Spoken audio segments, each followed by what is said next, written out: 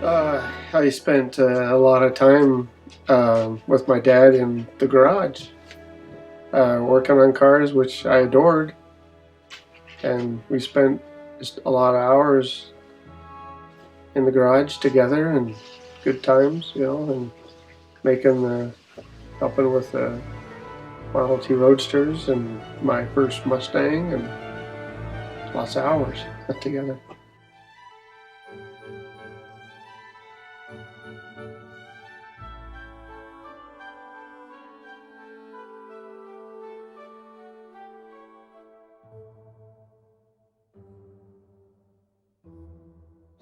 My grandpa Davy and my grandpa Davy.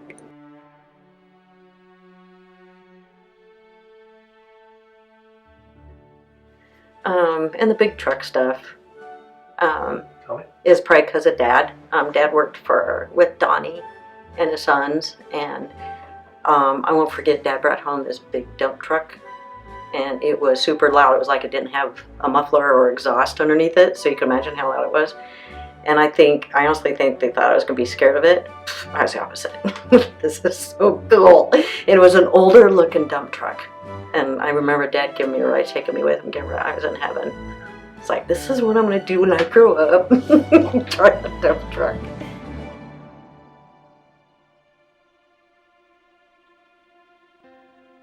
I love you. I couldn't ask for a better grandpa. I love spending time with you, and I think you're one of my best friends, and I think about you all the time, and I'm super happy that I got to grow up so close to you and spend so much time with you, and just be out on the farm with you and have you kind of, help guide me and kind of parent me also. And if I screwed something up, you weren't afraid to tell me so, and you weren't afraid to let us get messy and dirty too, and help you work on stuff and make mistakes. And I love you a lot.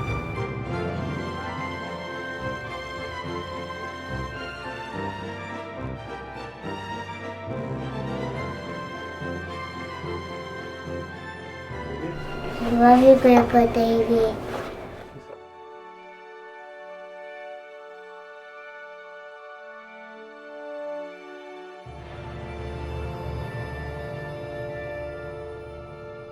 Well, one of my first memories is that I think it was not long after I met David, and it was my birthday, and he gave me a birthday present, and it was, through Dave, he gave it to Dave to give to me, and it was a little candle, and it said, what is that saying? What's most important is invisible to the eye, or something like that.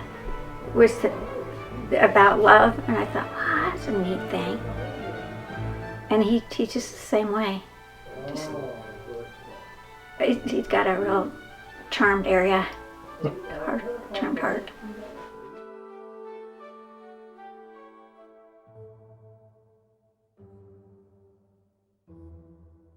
Well, like John, it's kind of funny because John loves Davy, but I was around back when Davy was more ornery.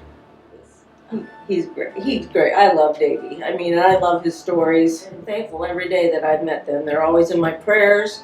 I just think they are wonderful people that have raised wonderful children, and they're very grounded, and they are very loving. And like I said, who wouldn't want to know Martha Davy?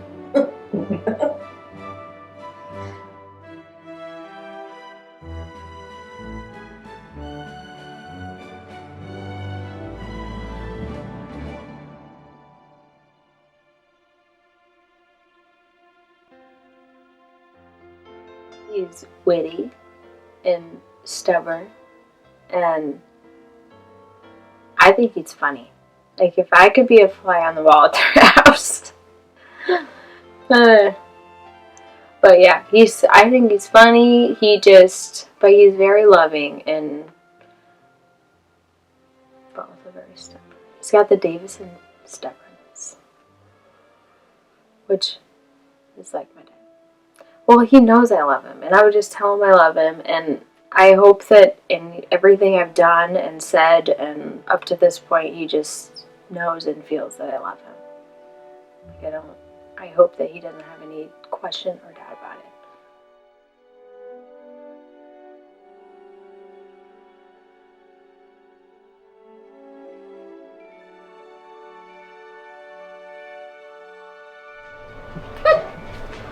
Hi. Hey.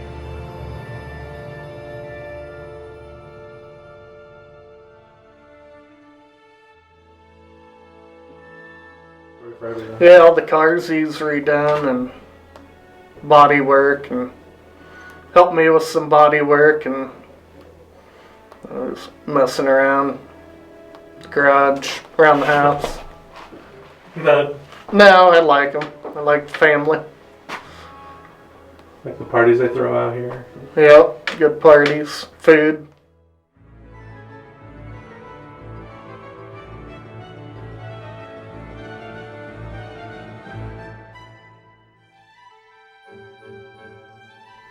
Great grandpa is now how I'm referring to him.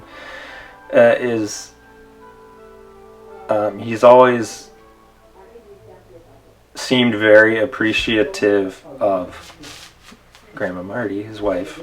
I remember Whitney giving me crap many a time about how he bought flowers for her grandma, so because I never buy flowers enough. Apparently every time we went over to visit Davy and Martha, there was always a vase of flowers sitting there from him. So he was always very appreciative, it seemed, and I remember always feeling very welcome in around him and her. It seemed like very open and welcoming people. I don't ever remember feeling uncomfortable or overly nervous or anything around them.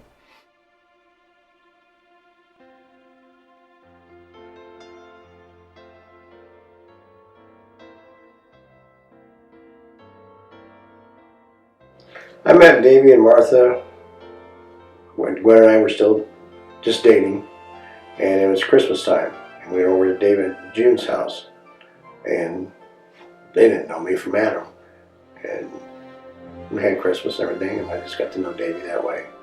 Davy turned out to be one of my best friends. He still is.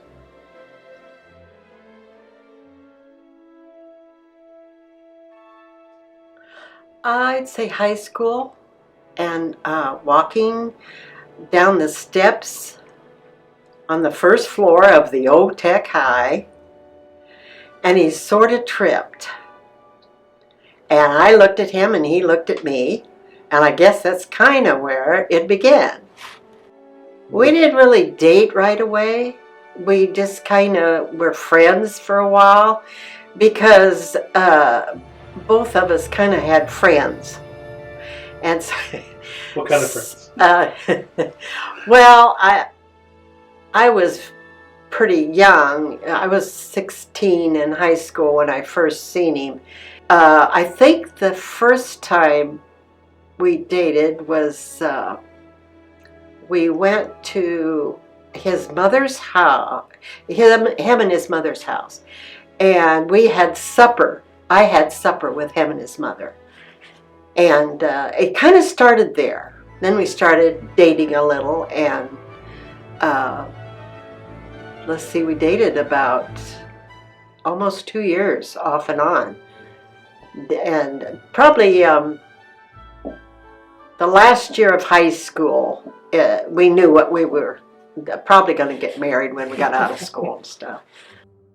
Impressed me the way that he'd open the door for me, and he'd come around and open the door for me to get out of the car, and he just impressed me as being a kind person. And well, that was the one thing. He was a kind person.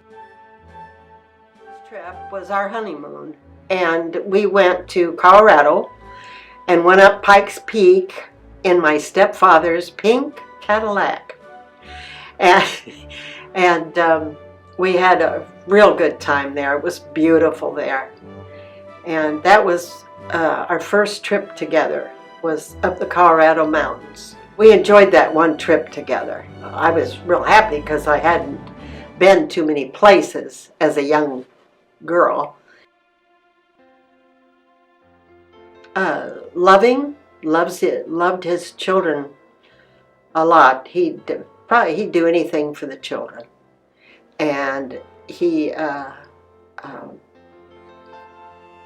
did a lot for a lot of people that would come around and ask him for help. There is people that would ask Dave for help, and he'd help them. Sometimes it dealt with money, but Dave's always been one around that if somebody needed help, he'd help.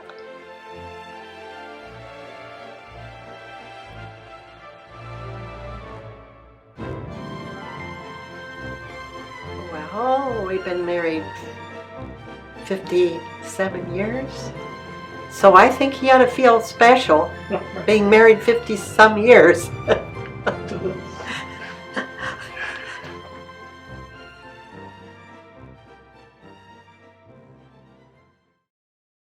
Well, no, I just want to express how happy I am to have my family. You and Chalice and Whitney and Cody and David. I just can't elaborate enough how special everybody is. All the things that you guys have done for us. When I took over my job and some of my stuff at the register, was everybody on my crew was so different. They all had different expressions. They all had different ideas, and so there were so many times that I had to use my crew for expressions or ideas that I didn't have. And I said everybody has, even Marty and I mean, we have our times. It's like, no, I don't think it should be. Well, that's the way it's going to have to be. Well, so we have to understand that. Marty and I have been, I think, really blessed with the ability to say things and repair problems that we've had. We had a little experience. We had a girl in church with us, and she come over and said, "Grandpa, can I sit with you?" I said, "Sure." And this little girl was probably about 17 or 18. And then when we got ready to leave, she said, "I see you and Grandma holding hands." I said, "Yeah." So we do that. I said, "You do that all the time?" I said, "Well, sometimes walking through the mall, we do that. So we do it sit in church sometimes. There's just a lot of times that we do that. It just happens." And she said, "I don't ever see my mother and father holding hands that we've had since we got married. We graduated, and I had a few dollars, and Marty had a few dollars, and so when I come back from the service, it's like, we need to get ourselves our home.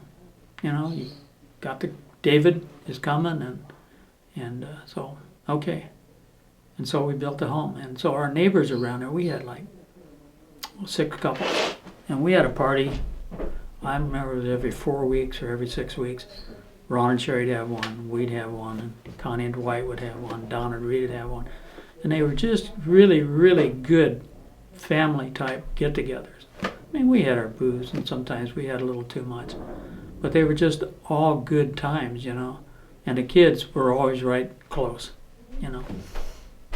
But all of our friends, I don't see a couple other friends that maybe hug each other, or maybe take a hand to the wife or something and help them in the car.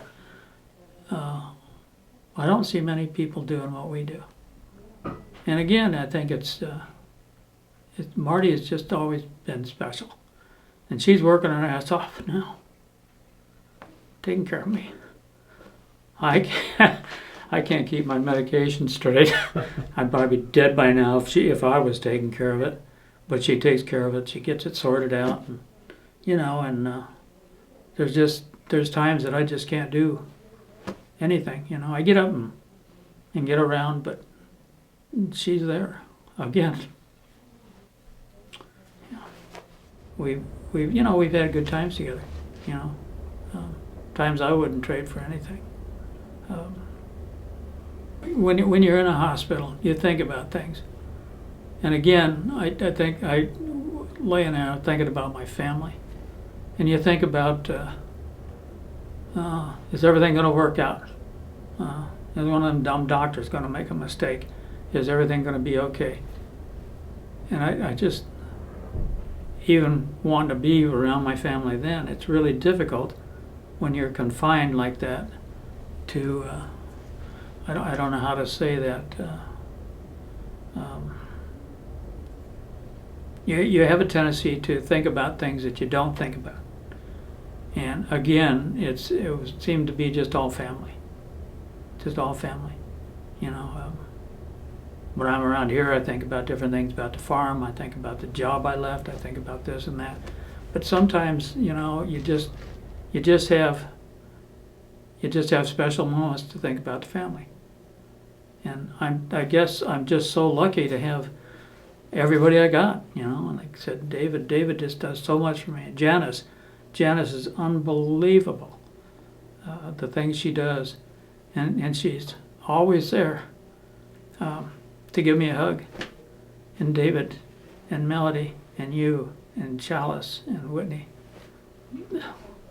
These are just things that are just appreciated more than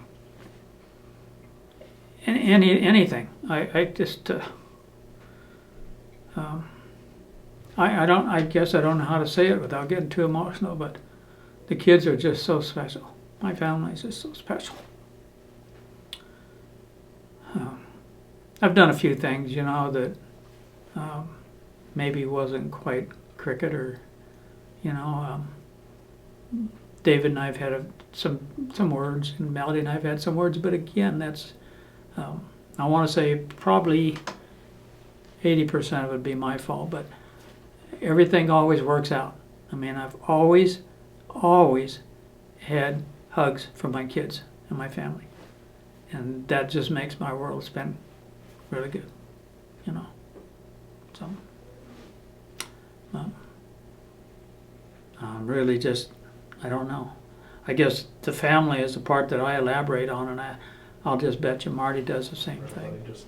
Okay, and I do love you. I love my family so much. Okay. Thank you.